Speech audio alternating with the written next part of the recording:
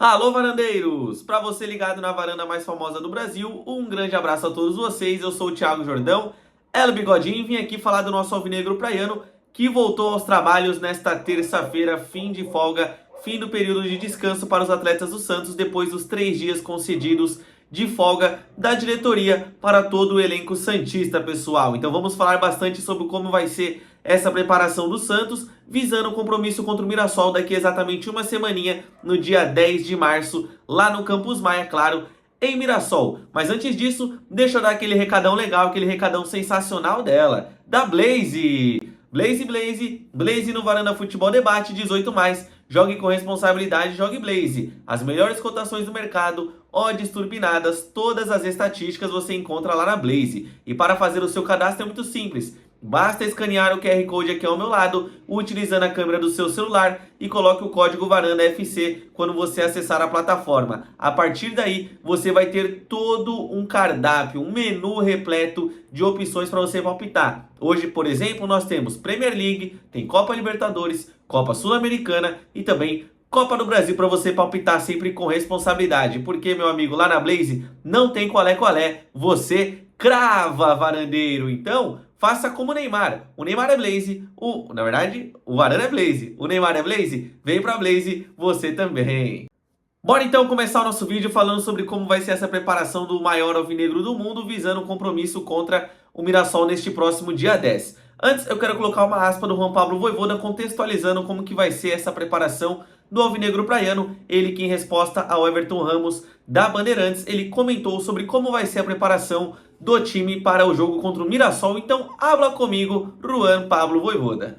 Bueno, o diferente va, o trabajo va a continuar igual en cuanto no CT, más o diferencia es que hay jugadores que precisan treinar, ¿sí? Hay jugadores que pues, más, porque muchas veces el jugador yoga, recupera, pre-yogo, yoga nuevamente, recuperación, yoga, y el fútbol actual también precisa o momentos de treino. ¿Por qué? Para trabajar otro tipo de cualidades, ¿sí? Que, y bueno, tal vez es trabajar la cualidad en la fuerza, trabajar la cualidad en academia, trabajar la cualidad en treinos más longos, y bueno, y yo aprovechar también, bueno, ahora en estos momentos, también, o entrenador, ten ese momento para decir, bueno, en determinado entrenamiento puedo testear otro sistema, ¿me entienden? Porque cuando los jogos están muy topertos, uno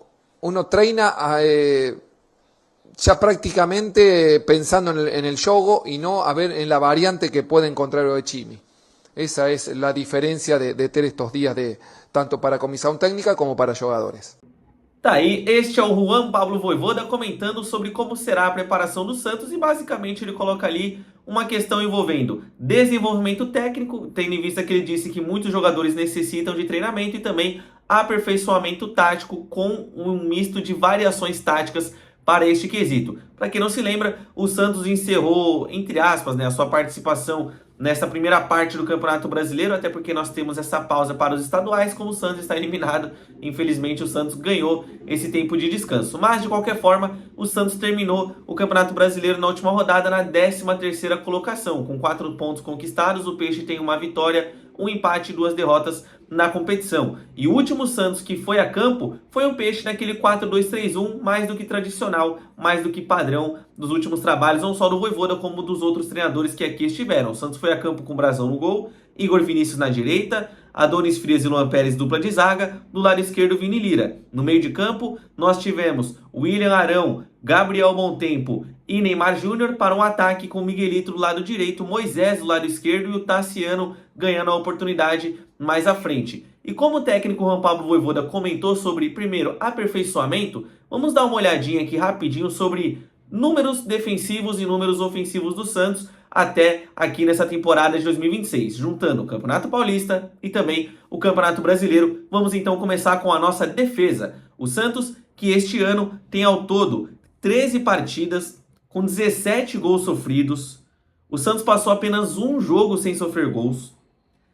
O Santos sofreu ao todo 166 finalizações nestas 13 partidas. E além do mais, o Peixe tem um aproveitamento de 49% nos duelos aéreos e apenas 50% nos duelos pelo chão. Então a gente vê como que o primeiro ponto talvez de melhoria do Vojvoda tenha que ser a defesa, né? A defesa do Santos que entregou muitos jogos esse ano, né? Não é segredo para ninguém que penalidades infantis do Zé Ivaldo comprometeram o Santos, erros equivocados de alguns defensores comprometeram o desempenho do Santos em algumas partidas, o Alex Duarte que aqui nem está, enfim, diversos problemas do Santos como um todo, né? Dá pra gente pontuar um erro individual aqui ou um erro acolá, mas grande parte dos erros do Santos também são coletivos, como por exemplo, posicionamento. A gente vê o Santos muitas vezes marcando somente a bola. O Santos não é um time que marca o adversário. Eu até falo muito aqui nas transmissões do Varanda, faço a seguinte provocação.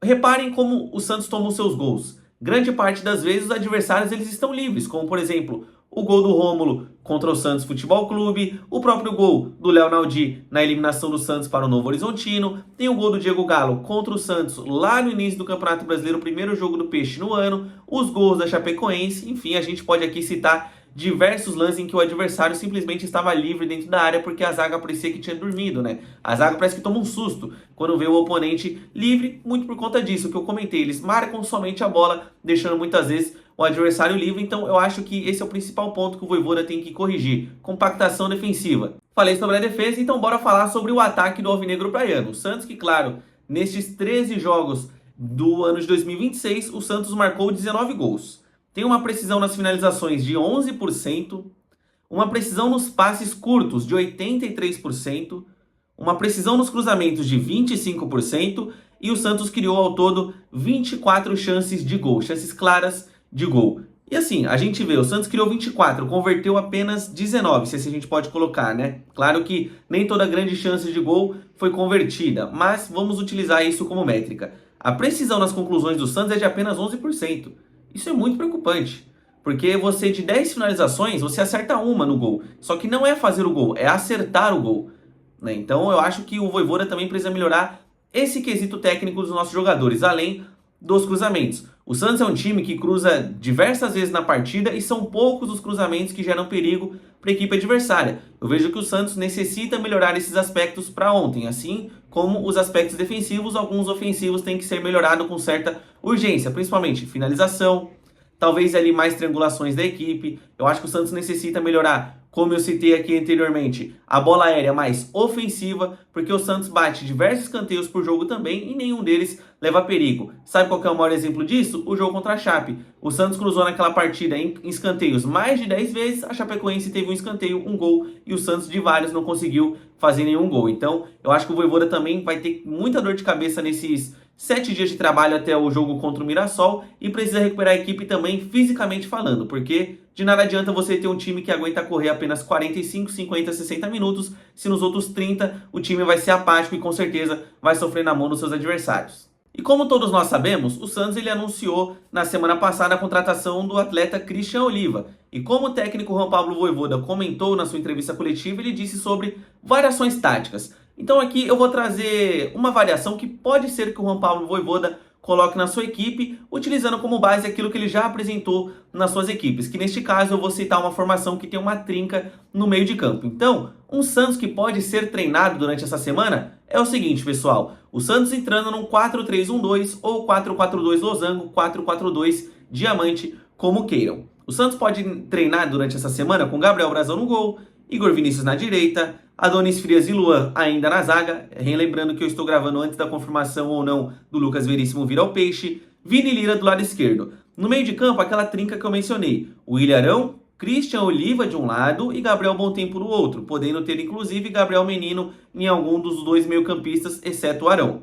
Com Neymar Júnior sendo o articulador, o meia da equipe. E no ataque, uma dupla, Tassiano e Gabigol. Eu vejo que o Santos pode trabalhar esse aspecto, eu até acho que seria positivo para o Santos trabalhar essa formação, porque primeiro que eu acho que você povoa o meio de campo. Eu vejo que o Santos muitas vezes perde duelos no meio de campo, como foi contra o Corinthians, quando eles vieram na Vila Belmiro e marcaram no 4-5-1, como foi na partida contra o Vasco da Gama, onde o Vasco conseguiu controlar as ações do meio de campo, contra o São Paulo, onde o Marcos Antônio, tanto na Vila quanto no Morumbis, conseguiu controlar o meio de campo, o Danielzinho conseguiu fazer a mesma coisa, o Palmeiras também teve superioridade na partida contra o Santos, lá na Arena Barueri. Então eu acho que essa formação, o Vojvoda ele pode trabalhar, não estou dizendo que ele vai colocar em jogo, mas eu digo que, já que ele vai utilizar essa semana para testar variações táticas, essa pode ser uma possibilidade, tendo uma trinca no meio de campo e deixando o Neymar livre. Eu acho que o grande X dessa formação é você ter o Neymar ali como a ponta do diamante, assim como acontece com o Jordan de Arrascaeta lá no Flamengo, onde é um jogador que tem liberdade. Ele tem liberdade não precisando voltar para marcar, porque já tem outros 3 meio-campistas e os 2 atacantes eles podem recuar mais um pouquinho, deixando ele livre ali para ser o 1 ou apenas como 1-2, né? Por exemplo, recua Tassiano, fica alinhado ali na frente Gabigol e Neymar, e aí no ataque ele é mais participativo no último terço, assim como aconteceu na partida contra o Vasco da Gama. Eu acho que é ali que o Neymar tem que estar. Não tem que ter, o Neymar não pode ter muitas obrigações defensivas e o Neymar Júnior tem que estar sempre próximo da grande área, porque é ali onde ele faz a diferença, seja com passe final ou também com uma conclusão final. Por isso que eu acho que esse 4-3-1-2, 4-4-2 losango pode ser muito legal para o Santos Futebol Clube. Quero saber aqui a sua opinião. Comentei anteriormente sobre uma formação que o técnico Vojvoda pode trabalhar e agora eu gostaria de compartilhar com todos vocês um pensamento sobre formação que eu tive para o Santos Futebol Clube, um esquema tático que eu gosto bastante e que já deu certo, por exemplo, em algumas equipes na Europa, como foi a Internazionale de Milão, a Inter de Milão, do técnico Inzaghi. Então, vou compartilhar aqui com vocês o meu pensamento com relação à formação tática 5-3-2. Que eu acho que pode ser legal até o Vojvoda testar, né? Aqui, longe de mim querer ensinar o Vojvoda, ensinar alguém a fazer alguma coisa, mas é só um pensamento que eu tive e gostaria de compartilhar com todos vocês. Na minha ideia, esse 5-3-2 poderia ter Gabriel Brazão no gol, Igor Vinícius ala pela direita, Adonis Frias, William Arão e Luan Pérez na trinca de zaga, do lado esquerdo o Vini Lira. No meio de campo, outra trinca, Christian Oliva, Gabriel Montempo e Gabriel Menino, para uma dupla de ataque com Neymar Júnior e Tassiano. E nessa formação eu vou começar aqui dizendo sobre possíveis problemas que você pode encontrar jogando nesse esquema 5-3-2. Vou até colocar uma arte agora explicando, tentando mostrar aqui para vocês. Inclusive eu quero o feedback dessa arte, desse videozinho que eu montei. E eu quero saber se vocês gostariam de ver mais vídeos assim com essas artes. Prometo inclusive aperfeiçoar a minha parte técnica nesse quesito. Mas vamos lá. Eu vou colocar a formação do Santos, os jogadores do Santos estão em branco e o adversário está em azul, marcando num 4-4-2. Bora lá então. Essa formação 5-3-2, ela pode ter um problema que é a transição ofensiva. Já que ela é um sistema com muita presença por dentro e os alas eles estão posicionados na última linha, nem sempre vai ser simples acelerar o jogo pelos corredores. Muitas vezes eles já vão estar sendo marcados pelos atletas adversários, como nós podemos ver aí os pontinhos em azul dentro desse campo. Um outro ponto é a concentração de jogadores na faixa central. O time ganha superioridade numérica por dentro? Sim, mas também pode gerar pouco espaço para jogo, principalmente se o adversário for fazer um pós-perda agressivo, pressionando forte na região da bola. E nesse cenário, o risco de você perder a posse aumenta consideravelmente. No entanto, no meu ponto de vista, eu vejo que o Santos poderia ter nesse esquema tático 2 jogadores como ponto importante lá na frente para você conseguir se desvencilhar da marcação. Até anotei aqui certinho para não falar nenhuma besteira aqui para vocês. Na minha ideia, por exemplo, o Neymar, ele pode ser o jogador que quebra a pressão. Ele pode iniciar a transição se deslocando para o corredor lateral, abrindo espaço e oferecendo, por exemplo, uma válvula de escape para os meio-campistas e também com movimentos curtos de apoio, recebendo nas costas de quem pressiona ou até marcando a última bola para receber passes longos nas costas da zaga.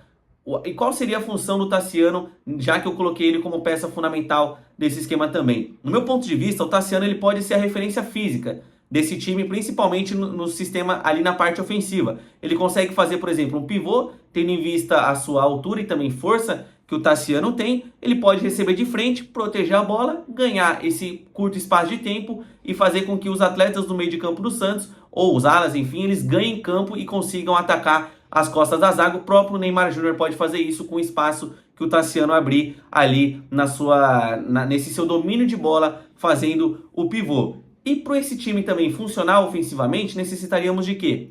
Gabriel Menino e o Gabriel Montempo. principalmente o Gabriel Bontempo, porque ele precisa ser um meio-campista que dá dinâmica a esse sistema. Eu mencionei o Simone Inzaghi com a Inter de Milão, dá pra gente falar que o Gabriel Bontempo seria o Nicolò Barella do Santos Futebol Clube, já que ele pode pisar dentro da área formando uma formação com 5 jogadores chegando ao campo de ataque e pisando dentro da grande área. O Gabriel Bontempo ele pode recuar para ajudar na formação defensiva, né, na armação defensiva da equipe, para começar a sua construção ofensiva, melhor dizendo, lado a lado com o volante da equipe, mas também é fundamental que o Gabriel Bontempo e o Juan Pablo Vojvoda, nessa minha ideia, treinasse o quê? Principalmente a questão de jogar pressionado no Santos. Os jogadores ali eles conseguirem ter o pensamento rápido, ter uma dinâmica de jogo curto muito veloz, para que justamente na pressão da equipe adversária, o Santos não perca a posse de bola e quem saiba sofra um gol, assim como acontece muitas vezes com as equipes do Fernando Diniz, beleza?